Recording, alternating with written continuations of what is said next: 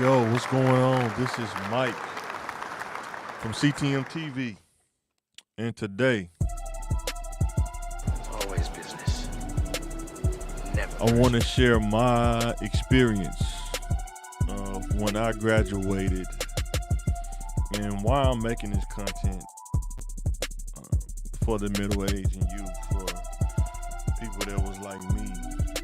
And I want to encourage the youth to be better than I was, to have a better head start, to have a better advantage. Sometimes people don't understand how much just having the information can give you a head start and not having the information. I know they always tell you when, like when you hear somebody say in court that ignorance is not an excuse for the law. And I'm gonna tell you in life, ignorance is not an excuse in life. The best thing to do if you don't know, ask. Or now the information's out there now, you can do all the research your heart desires, but you got to sit down and make a plan and a strategy because ignorance won't help. The I didn't know won't be the answer to get you the keys to the door. At this point now, you got to start learning to know and knowing and understanding. So, what I'm going to do today is I'm going to share older resume before I got into IT, and this is I'm trying to explain to you why. When I tell kids, if you can get your education done right after high school, just go ahead and keep and push through. Don't take a break. Don't do it. Not worth it. And I'm gonna show you. If you find a career field to go into and get education in that career field, and you get the experience and the degree at the same time, you will be ahead. You will have the advantage. So as I share my screen, or share this resume rather, let's talk about it. You want answers. I want the truth. You can't handle the truth. So here we go. First job that I had that was on the books. Really, my first job was working at this little gas station called BP. Shout out to G. Shout out to Greg. Lil G. Shout out to Greg. He put me on, had me changing tires, changing oil, and a lot of other assorted other stuff. Who knows? But that's why I kind of got my first set of skills. I need to write that down. Just got done with school today, so I'm back in the lab. So let's see, changing oil, changing tires,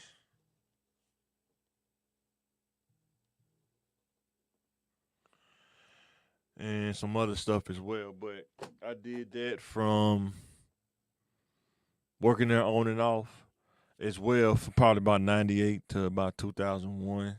Kind of working on and off. But I think the summer of going from like ninth to 10th grade, I was working there pretty much like full time. So during the summer and stuff, even during school. But my first job, getting a payroll check, taxes taken out, was working at Baskin Robbins. That was my first job. 1998. I think they ended up closing down. This is the one on University across from where I work at now. It's pretty funny, but across from Euler. Um,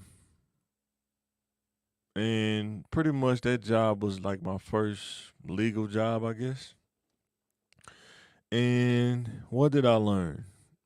I think I learned more about people and personalities more than actual anything because the job really didn't require a lot of skill. Now, when I look back on it, it didn't require a lot of skill. You pretty much, somebody came in, ordered ice cream, you scooped it, put it in a cup or cone, rung it up on the cash register, took the money, and you out of there. Sometimes you answer the phone, somebody place an order for a cake or something, you write it down, put it back there for the person who made cakes, ice cream cakes or whatever.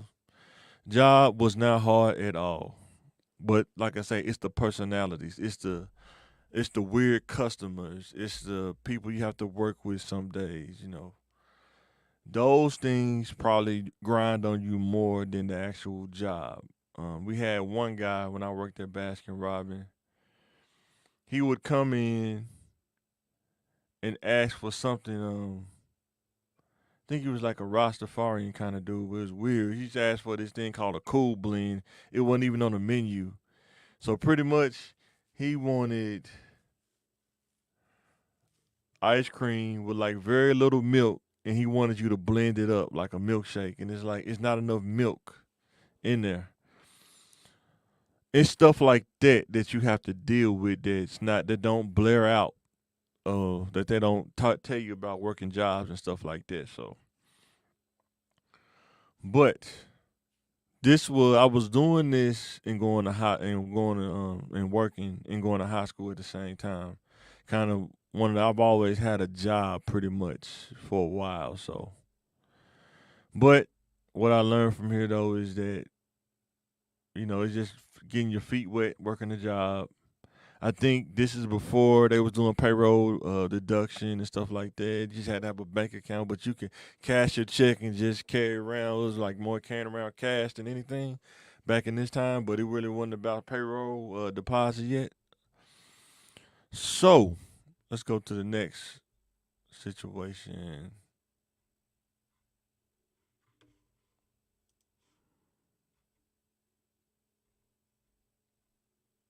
So this job, even though there was some jobs in between here, but this was probably the main job. I think when I left Baskin Robbins, did I got Subway on here anywhere? Yeah, I thought I did. Yeah, there's Subway. Yeah, this was the job that I worked after Baskin Robbins closed down. I almost got another job before that, but it didn't really work out. So I think I was there for like a little bit of short of a time, wasn't even worth putting on a resume. So this job was Subway. They're not even there no more. I think the revenue office is there now, but it was on Rodney Parham, I think. And it was a cool job. It wasn't that big of a deal. It was like my senior year. And I remember it was more the personalities than it was the job again. The job was easy, just making sandwiches for people that come in and order a sandwich, ring them up. Then you got to close the store. Came with Baskin Robbins, close the store. You got to, clean the store and stuff like that. And like I say, those kind of jobs too. That's why I say if you go to school and get in a career, you don't have to deal with like a bad customer having a bad day. Some people, it's almost like if they have a bad day, they want you to have a bad day so they can come in there and mess your day up. Talk crazy to you, and because they have this motto, the customer's always right. You have to deal with that phrase plus deal with the job. And if you have like a manager that don't understand, or they do but they have to value the customer, I guess I don't know how they do it, but it depends on the manager you have. Some managers, they understand and they don't make a drag out of it, and some managers it's like you have to bend over backwards for the customer no matter what, because they pay the money. I understand it partly, but if the customer is acting crazy, sometimes people give them a license to act crazy and they just know that they can do it. So that's the only thing about working these kind of jobs. You're dealing with personalities. That's what grinds you the most. But the job is I mean, it's like cake. It was easy. So next job. And I want you to think about this. I went from working at Baskin Robbins, retail like food places. Now I'm working at a hospital. Totally away from the customer service. But now I'm more so dealing with nurses and doctors and phlebotomists and stuff like that. Still dealing with personalities, even my own personality. People have to deal with me too. I'm not gonna sit here and say like it was all them. I'm just saying you have to know how to deal with social skills are very important when you get into the corporate world out of high school as an adult. Your social skills are it's probably the most important thing. And when I look back on it, can get you further than anything is your social skills, being able to navigate. One minute you're talking to a doctor, the next minute you're talking to a transporter, another minute you're talking to a nurse. You have to be able to have the social skills to talk to these different people.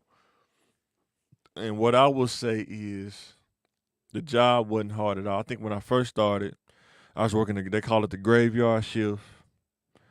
And I was working like, I think it was 7 at night to 7 in the morning, something like that.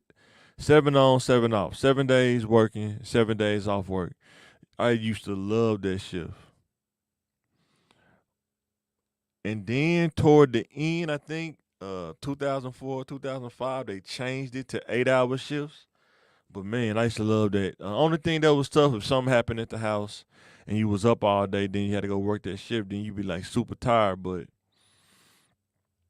I always found ways to work around like there are rules when they give you the job, they give you rules, and then there are things that you can do that's within the rules if you know how to work within the rules, you know what I'm saying? So but pretty much what I did was just transport blood and lab specimens from Doctor's Hospital to St. Vincent's Lab because I think Doctor's lab had closed due to probably financial or budget issues. So they was using St. Vincent. It was like right across the street from each other. So my tall self, 6'5" or 6'4", I think I was 6'4", 6'4", 6'5" at the time, driving a Geo Metro from Doctor's Hospital to St. Vincent when they need to deliver a specimen, either from ER, NICU, all kind of stuff. You used to see all kind of stuff. One minute you see blood, next minute you see some specimen in a cup, it's neon green. You see, we didn't do body parts, but like other stuff like pathology sent over sometimes. But like I say, it was more the personalities. I think most of the people I got along with is always a small percentage though. It's weird. I had this problem with this one nurse. She would always make complaints, but could never prove it. They would go ask people and they would say, I didn't see him do that. I don't know what they're talking about. It's like she would always try to make it difficult.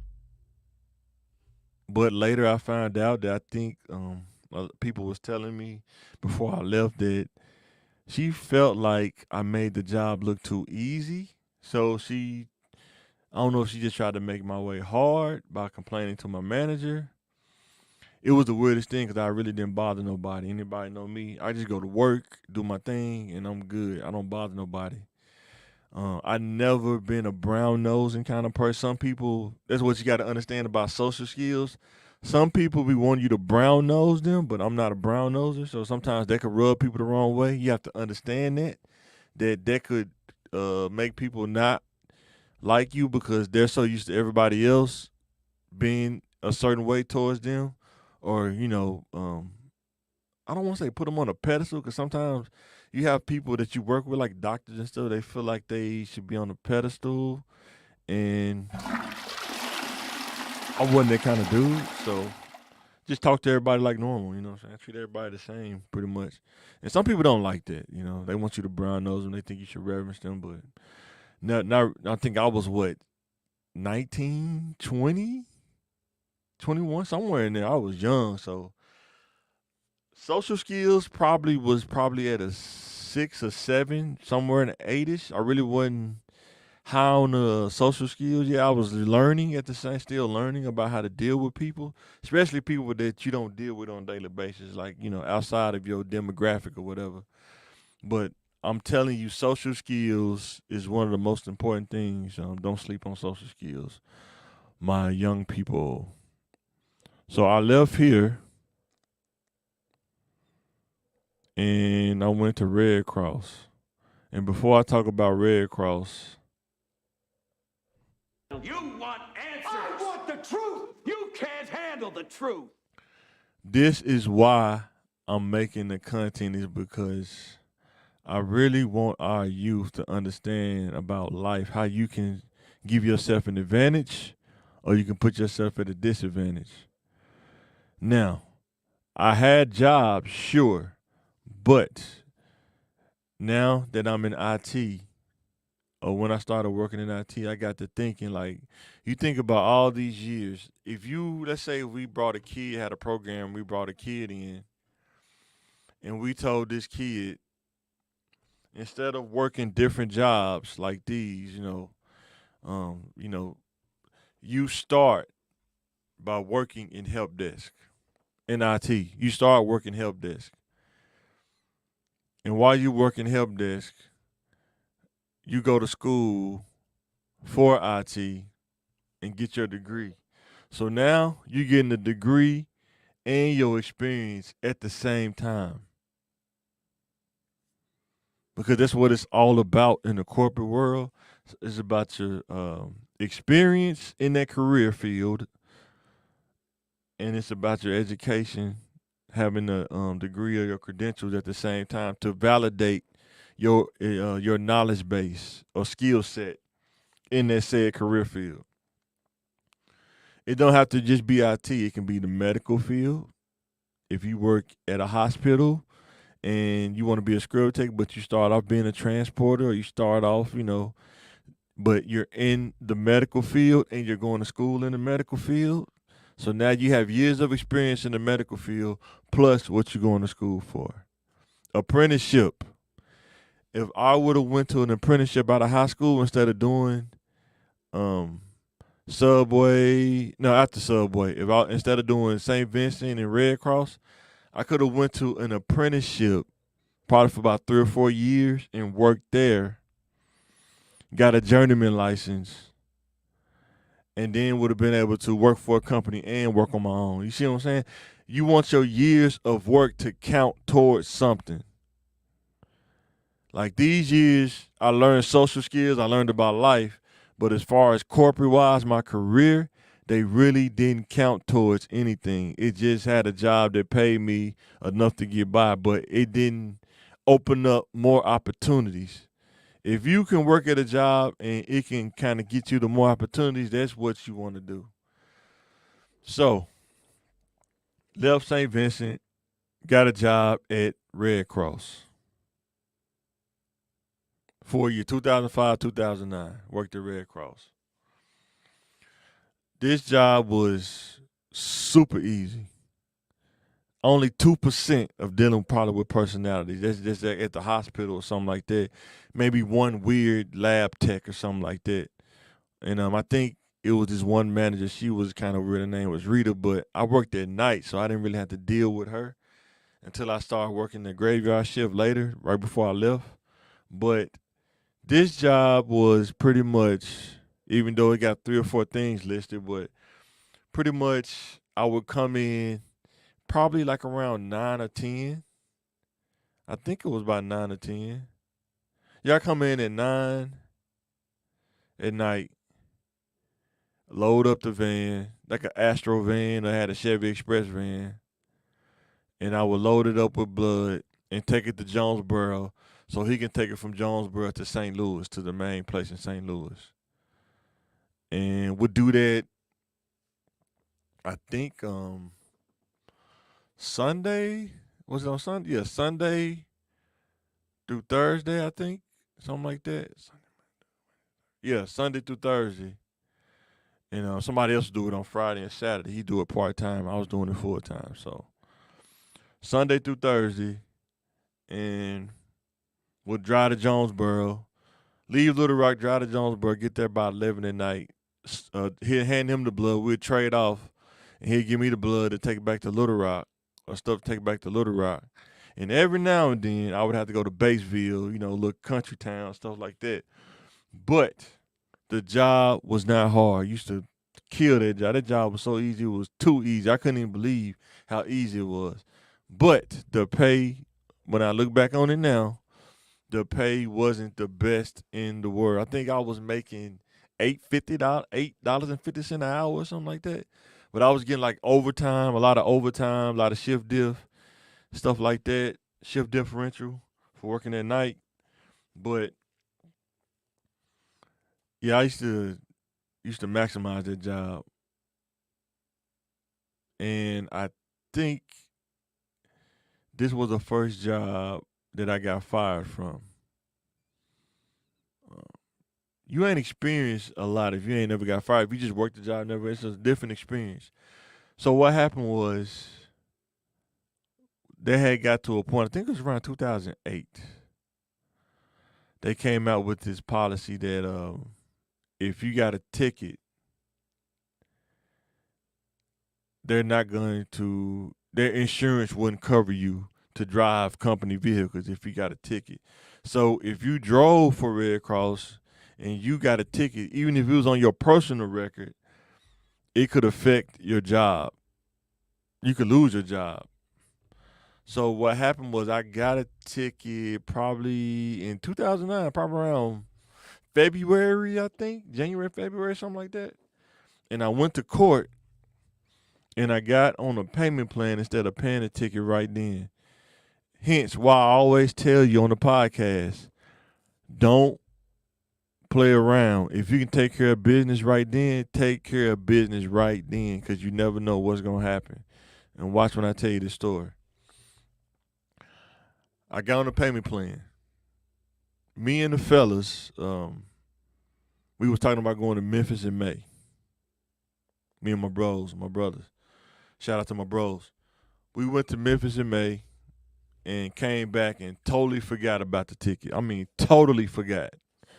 A crazy weekend. It was like we went to Vegas or something, but totally forgot to pay it.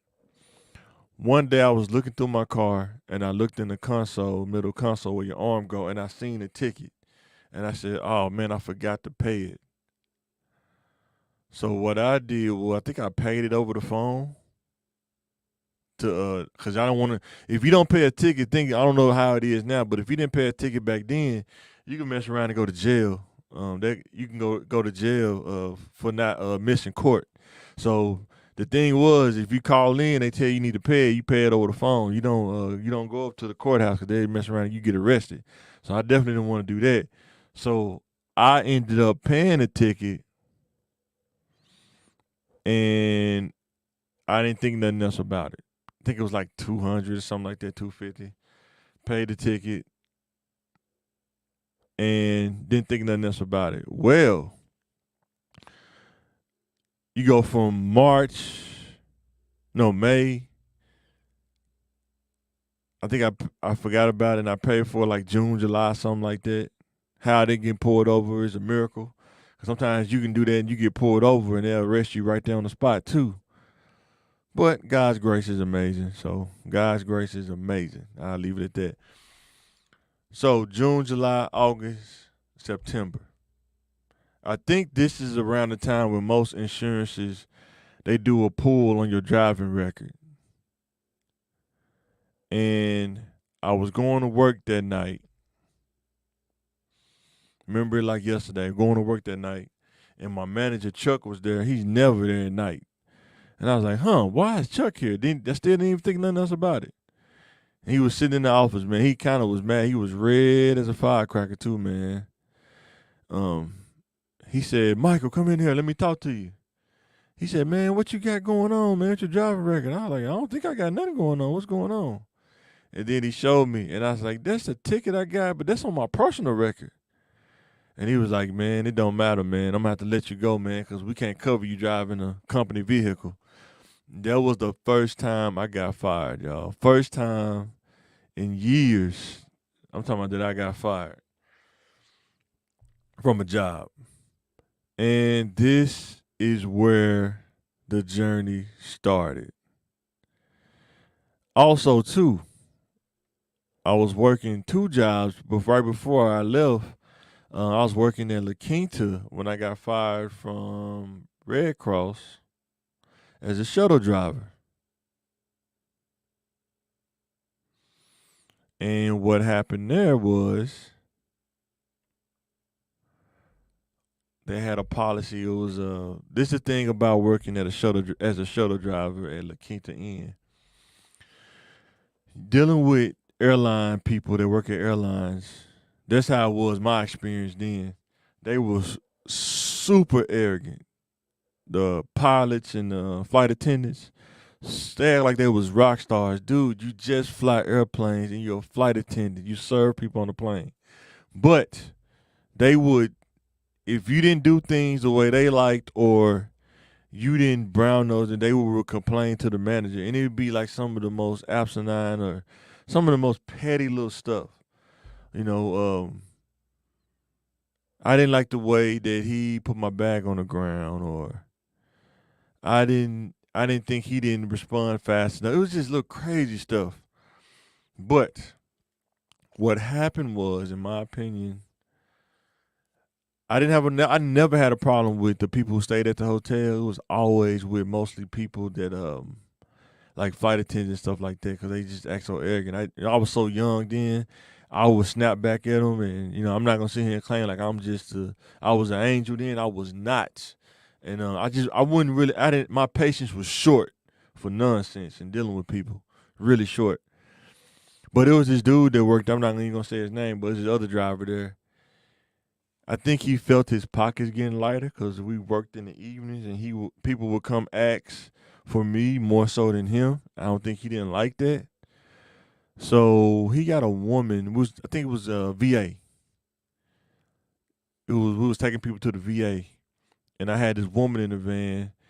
And instead of going down Markham or Third Street, I think it was more Markham. No, it was Third Street.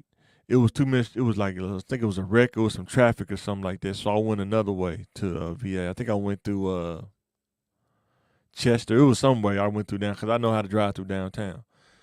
Well, she told the other driver that, and they went and made up this story that she said I did something. I was reeking. I was smelled like marijuana. Anybody know me know I don't even smoke, so I don't even know where they even got that from. But no worries, you know what I'm saying. They started complaining too much. I think I just ended up leaving, or I may have gotten let go from there too.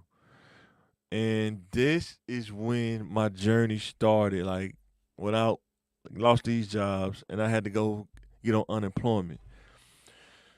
Let me tell you something. Getting on unemployment is the most humbling experience you could ever have in your life. Number one, it's the things they don't tell you. It's the line is long. Number two, you gotta understand how to fill out the stuff in um, the unemployment office. Then number three, you have to wait in the lobby for so long for somebody to call your name. Like you better have your phone charged up, and still your phone can run down because it could take an hour for somebody to get to you and let you know what your benefits are, even if you're eligible to get them. When I went to unemployment, Red Cross, they fought it for a while. Then I had to get disqualified or something like that. Then I think I started getting it. But that's when I started going back to school. And I remember that I started going to Pulaski Tech, but I didn't start in IT at first. I started in collision repair technology because it was a certificate, and I said that I need to do something that makes sense. I like cars. I used to like working on cars, and I like going to auctions and stuff like that. So then I said that's a skill that I can learn and I could do whether I work for somebody or not. So I did it. I went and did it and knocked that out. I think it was like a year of school or something like that. A year, maybe a year and a half, something like that. And then the teacher, Jacob Stanley, he told me that I should go to school and get a degree because he was watching me the whole time. He's like, this is too easy for you, and you seem more smarter than just a certificate. So I took him up on his offer, and I went and did some research, and hence I'm still on unemployment at this time. So I ended up looking up. I was always wondering about routers and switches. I didn't know what they was back then. I was always just see them in the closet, networking closet. I used to always ask them, what do they do? And they would never tell me. But when I looked it up, this is why I tell kids about research. I had to do the research.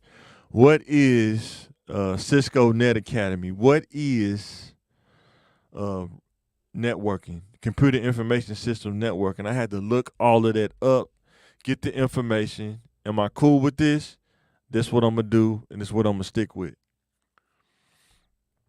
So I go do that, and I go get signed up at the Pulaski Tech in North Little Rock. Because first I started off at the one in Saline County. And the one in Saline County is more like a trade school. The one in North Little Rock is more for like the academic side. So I did that. I didn't take the ACT. I didn't take the SAT. I had to get past the compass test and all that stuff. But I did it. Some class I had to take, like English Plus and stuff like that. I probably had to take some of those. I know I did. Can't remember what all I took. Maybe I have to go over my transcript one day. But I took all of those classes to get to regular level classes. And I pretty much endured and grinded it out. You know what I'm saying? So, and while I was going to school, I ended up getting a part-time job at Walmart while I was finishing up. No, I was my first year. I think it was my first year. First year and a half, something like that, of a 2-year degree. I got that job at Walmart. And it was a cool job. It wasn't bad. The thing about working at Walmart is you're going to be on your feet the whole time. You may get a 30-minute break, or you may get, 30-minute break because you're only working part-time, so you only get a 30-minute break. And it seemed like them breaks go by fast.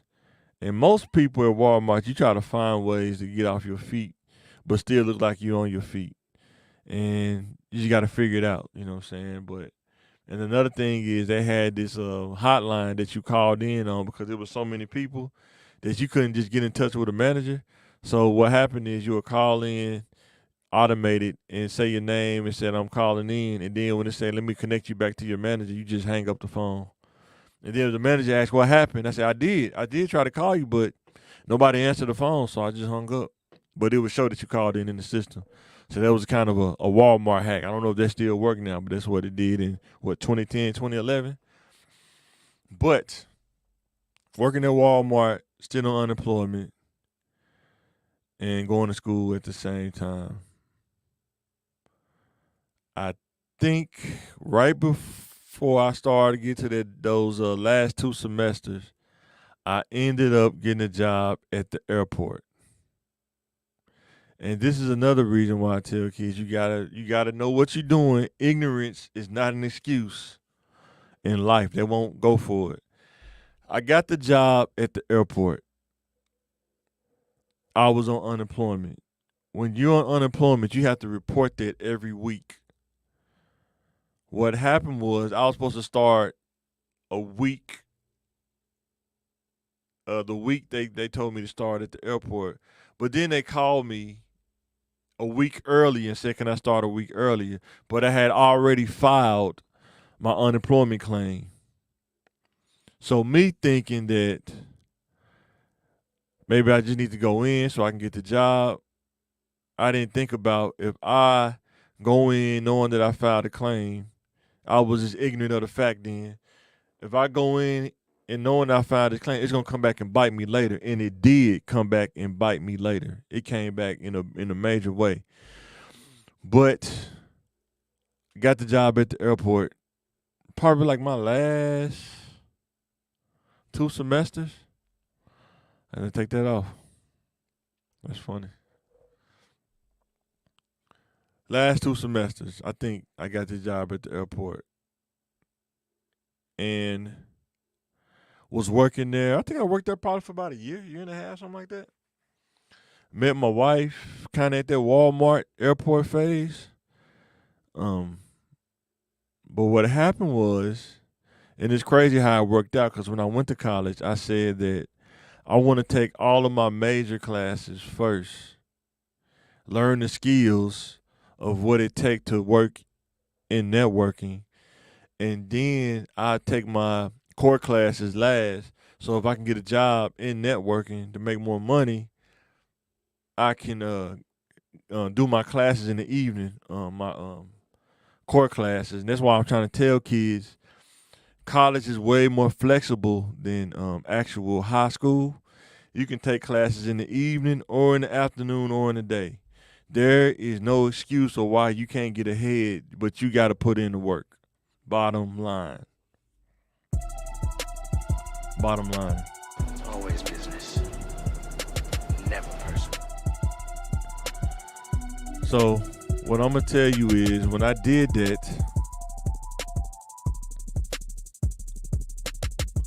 I think what happened was too, I was at the airport and I think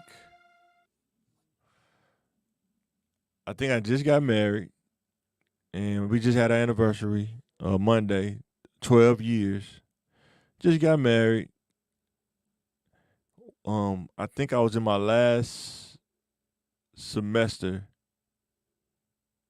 Yeah, I was in my last semester as far as the Cisco stuff the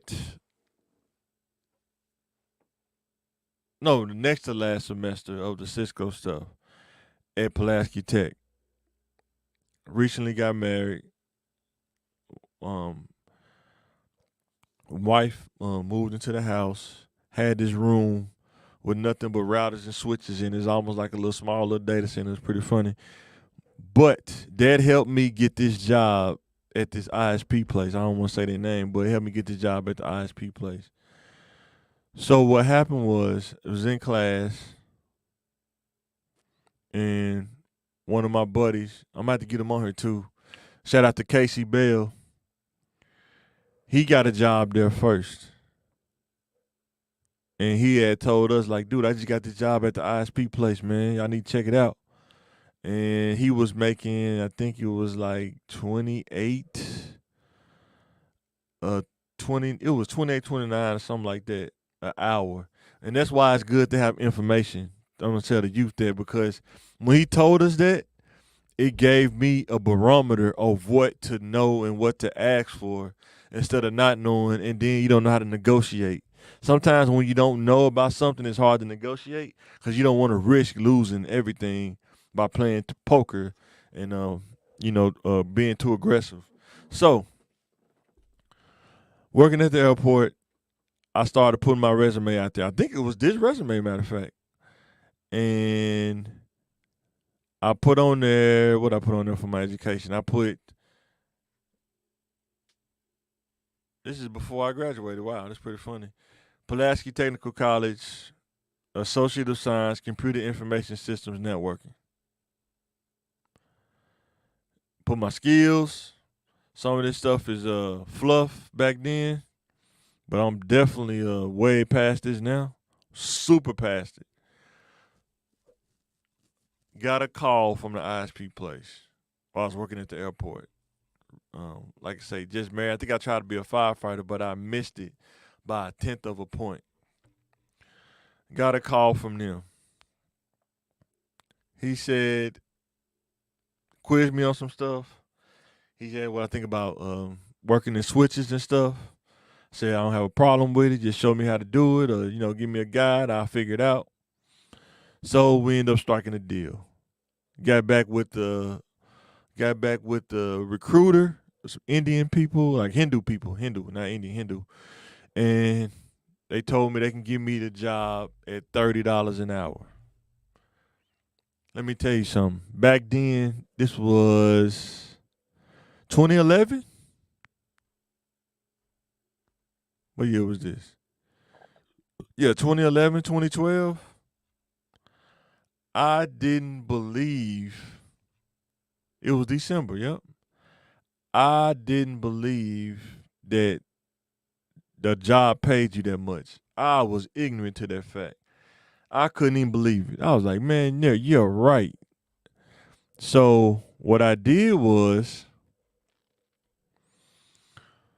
I didn't quit the airport. What I did was I took off and I went there on my off days. And when I went there, because they used to be over there off Bowman. Was it Bowman? Shaka for one of them. But I went over there, and he had the badge in, let you in and stuff like that. And I went through the process of, getting my badge and ID and stuff like that. And I'm still kind of in shock. Like, this is crazy. I never made that much money at that point. Never made that much money in my life. As far as my corporate life. And that's why I'm telling kids that you got to get a skill set in something, or you will never get past these kind of jobs, working regular jobs and stuff like that. You never get past it. You'll be stuck at that ceiling. It'll be right there. So, went there and worked there, and I just went in and just typed up a resignation letter, and took it to him and gave it to him when I started working there. And pretty much been in IT ever since that day. Ever since then, I've been in IT ever since. Now, I got some more stories talking about, when I left the ISP place, stuff like that. But I think I've talked too long. But the crux of this is I want to tell you, what if we had a program, and we teach kids to go into a field and work that field, and every job they have is in that field, whether it's IT, whether it's medical, whether it's an apprentice, whether it's vocational, whatever. But if you go into one field, stick with that one field, go get educated in that field, and stick with that field, and we have kids reaching stability and success by the time that they're 25, 26 years old.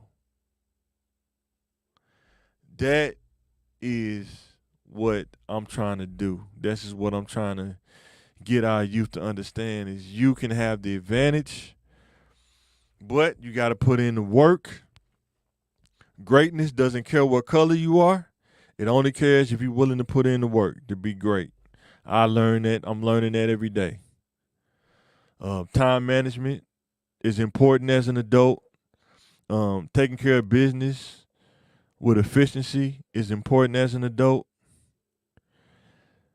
And learning social skills, being able to talk in different rooms with nuance, is an important skill that can open doors for you, even before you get the education. But once you get the education and you have those skills, you will do nothing but go through the roof. I'm telling you from experience. So, let me know in the comments what you think. This kind of was a long situation, but I had to talk about the importance of finding your career as early as you can, educating yourself as early as you can, and being able to Well, I just come to tell you.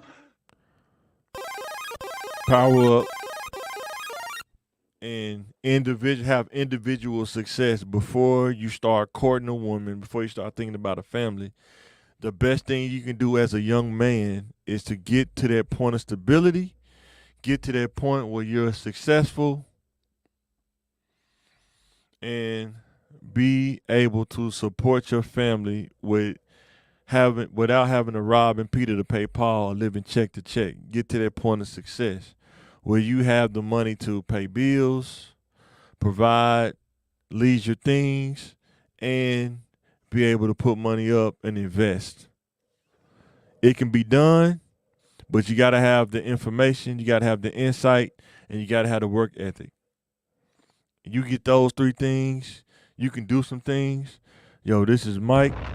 I'm signing out. Always business. Never personal. You want answers. I want the truth. You can't handle the truth. So this is Mike. I'm signing out. Thanks for watching. Hit me up in the comments. Let me know what you think.